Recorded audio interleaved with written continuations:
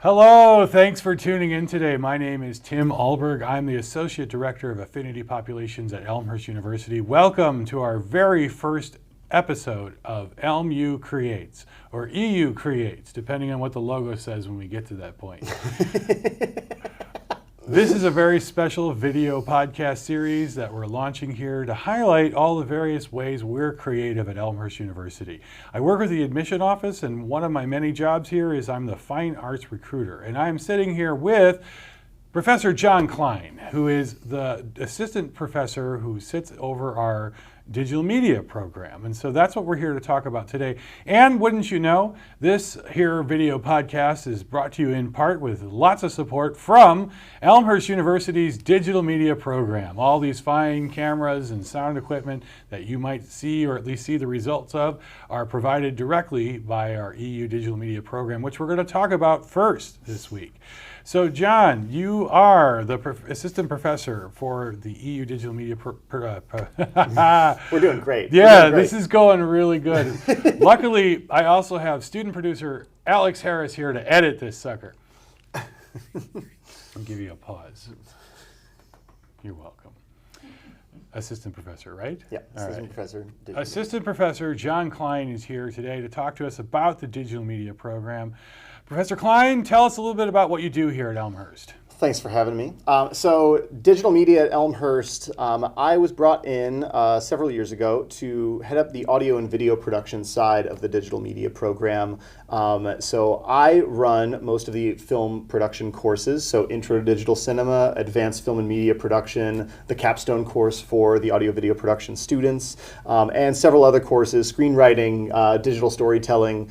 Anything where we're making stuff with cameras usually falls under my jurisdiction. And I also run the Digital Media Equipment Checkout Center, which you mentioned, all the equipment that's being used to film this video podcast. We have numerous cameras, lighting equipment, sound equipment, grip and electric equipment, camera movement equipment, all sorts of stuff for creating things at all levels of digital media. So if you're a student who's interested in photography, if you're a student who just needs a camera to go and film something, for a different class, or I've had students who were athletes who wanted to film material for scouts to look at for reels, or students who are filming film production projects for our digital media classes. We have all that equipment housed in our equipment checkout center for students to use. And I've been in there, and I'm here to tell you it's a pretty exciting place. If you're excited by cameras, lighting, and sound equipment, yeah, Professor Klein is. So let's dial it back a little bit about this digital media program, because obviously you kind of summed up your part of it, but I think it's kind of an exciting time to get into a program like this, to major in a university like ours, because obviously the television, video, filmmaking is the big and shiny way we define this program, but ultimately we're telling stories, right? This is a storytelling program, and whatever medium we're utilizing here, albeit primarily video, that's sort of the core here. How does that sort of translate to the real world? I'm kind of speaking right now for the parents of all the students who are interested in becoming filmmakers. Yes, live your dream. You might become the next Denis Villeneuve if you want to be, Dune, since I just dated this whole video with that. That's all right. But right now, that's new. It'll be around later, too. Yeah, I think that one's going to stick around. Well, to your point, though, I love that you said that it's all about kind of telling stories, because regardless of the digital media component, one of the reasons that I applied to Elmhurst before I worked here, and one of the reasons I love teaching here, is we have a very holistic program. And so there are programs in Chicago that have very cinematography specific focuses, or you go and you learn a lot about specific branches of digital media like journalism or editing, or you are doing one specific aspect of technology related things like with regards to graphic design or animation or game design. Our program, you're learning all of those things. Like, you're getting a very holistic approach, because it is all stories. It is all knowing the cinematic language of those things, but also the technical components of how you achieve those things. And whether it's a play or a screenplay or an animation or a game, there are elements of storytelling you need to know for all those things, structural elements and technological elements. And so we try to give students a leg up on all of those things, because that gives them a foundation that no matter what they do after they graduate, they're building off of that. And that question about, what are you going to do when you get out of here, when you graduate, when you have a degree in digital media, I mean, that's the question I always get asked by parents. And I think what's fun about that is that you have things that people are passionate about. When they major in this program, they're doing it because they love it. Yeah. But there are so many avenues that you can go down that are tangentially related to that. So maybe you graduate from this and you're not, making, $100 million movies the second you get out of here. Not right away. Not right away. Yeah. But the idea is that if you come out of here with skills that can be applied to, social media marketing positions, to journalism positions, to working in the commercial world, to working in the nonprofit world. Marketing is storytelling. And so you're working with companies.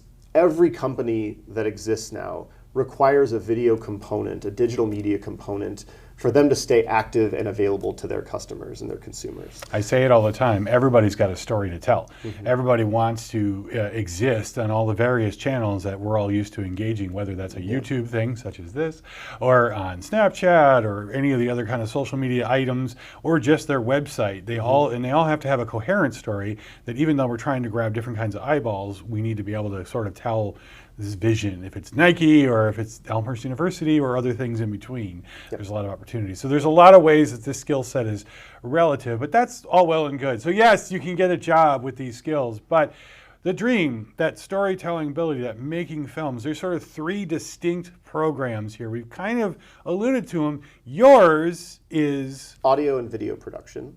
And our program initially started as the digital media program, and there were several tracks you could go down. But now we're fortunate that we have built a program that has 4 separate majors within it, and 2 other majors that are part and parcel with the Department of Communication and Media. And so our main program is digital media, and then if you want to major in digital media, you can do that, and that's that holistic approach to the program. You're going to get a smattering of animation and gaming. You're going to get a smattering of film production. You're going to get a smattering of writing courses. And that's perfect for that student who's like, I'm not really sure I like all of it. Yeah, and I am that person. Like, I love all of those things. But for somebody who is specifically engaged with one track of it, there is the writing for film and television major, which is more screenwriting focused. You're taking a mixture of digital media courses and English courses to shore up your creative writing abilities within various sort of technical constraints, because screenwriting is like a blueprint. It's a very different kind of story than if you were writing a novel or a comic book. So learning about that in that specific track, you're getting a little more focus on that branch. Audio and video production means that you are learning about cinematography, you're learning about editing, you're getting more of a focus on the film production. So instead of just taking an intro level production class, you're taking the advanced level production class.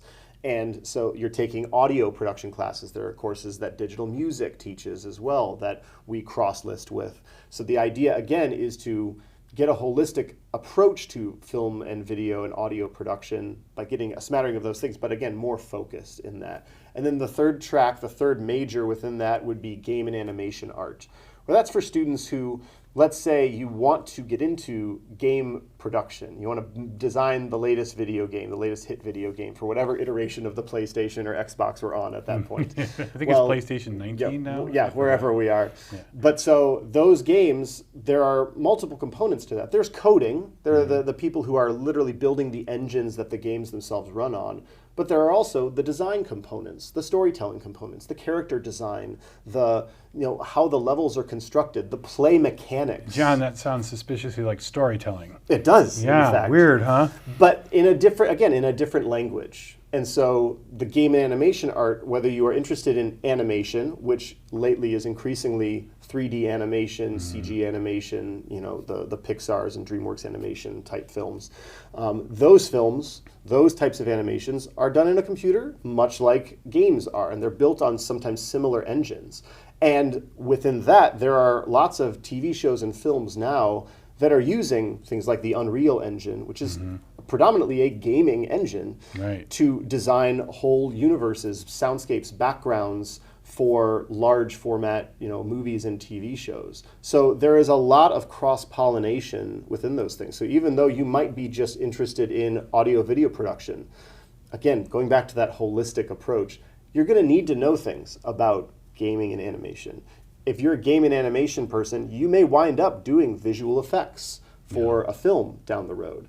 And all of those things are going to require an understanding of visual storytelling, of writing, of being able to express your thoughts in a clear way and pitch your thoughts and your creative ideas.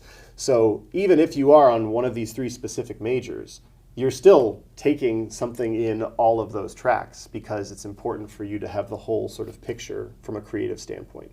Heard. And you know that also sort of represents the university in a lot of ways too, and that I always kind of call it a sandbox approach. And in your particular wing, this program is located in lovely Daniels Hall. There's been a lot of amalgamation or consolidation or crossing of the streams of a variety of nerds over there. So you got all your digital media people, your animation Myself people. Included, by the way. Nerds is a positive term. For sure. Yeah, I didn't mean that in any sense negative. I mean, but there's the audio folks from the music program, you know, the umbrella of the music department, and there'll be a whole other episode about them with music business and the composition friends. They're all starting to cross the streams within your classroom, and of course it helps that the gaming room is next door. We have a competitive esports team that have a lab right next door to the digital media lab, but in the basement is our recording studio for the audio side. So I'm seeing composition students who want to make soundtracks, and I'm seeing digital media students who have films who need soundtracks or games or animations that they're doing. So I'm seeing a lot of that kind of collaboration across the programs. Yeah. Likewise with our friends in theater and utilizing video and audio projections and so forth there. So I think that's a really an attractive piece of this small liberal arts university, having that ability to kind of play in these different places and work and collab with other people in other walks of these lives. Yeah, to that point, like this is something again that appeals to me about Elmhurst is yes, it's a smaller school, but that's a benefit. That's a feature, not a bug. Yeah. And that enables us to be cross-disciplinary. Students who are working in this department can go and do stuff in this department, and those students get brought over to work in this department. And I'm friends with professors across the spectrum of all of those different departments, and we collaborate on things together all the time, and our students collaborate on things together all the time. And so I have students who take my capstone who are writing plays, or they are producing songs, or they are trying to make music videos, or any combination of things that they're needing help from across that spectrum to try and make those projects happen. And we encourage that religiously here, because it's so baked into what we do. Well, and that's kind of how it ends up being in the real world. And I feel like, you get into a VOM and it's like, I'm an editor. And it's like, okay, that's a bad example. That's a real important role in all of this production. But I feel like the more kinds of things you are capable, the more jack of these trades you can be, the more useful you are to various production companies. Or if you're a freelance person and you're able to move from production to production, it's like, oh, I'm going to hire that John Klein. He's really good at camera setups. I'm going to hire that John Klein because he's really good at lighting, and those kinds of things. Of course, John Klein has a job. Sorry, everybody. But for our students, those are the stories I'm looking forward to hearing, because these programs, full disclosure, are new for Elmhurst. In Elmhurst years, they're babies. But this is year 5 or 6, I forget. I've lost track. But for our program, it's year 5. Right. For me, it's year 3. Yeah. And we're still, we're a fast-growing program. The stuff we have now was not there when I started. True. So the hope is that exponential sort of growth and enthusiasm continues because of those cross-disciplinary things that we're doing and those relationships we're building. And the technology ability of things. The camera cage wasn't a thing when the program started. Now it's a really exciting thing if you're so technologically inclined. I smile and nod at all this stuff, but I don't know what any of it is. It's like, is that a camera? What is that thing? It's a box for a memory thing. That sounds nice. He wasn't expecting this to be this fancy when we started. So then he brought me on, and I have to make things fancy. I thought it'd be a little tripod with my cell phone, and we'd just be like, hi, everybody, it's my iPhone. And look, we have a prop mic. We're so fancy. That's his prop mic, guys. It's pretty exciting. It works, but So, well, thank you so much. I think that kind of covered all the ground that I wanted to cover here in our inaugural episode of ELMU, or is it EU, Alex? EU. EU Creates. Thank you to our producer, and he's running the board behind the scenes, Alex Harris. Thank you, John Klein, Assistant Professor Klein, for being our very first guest. Thank me for doing all the talking. And we'll see you next time on EU Creates.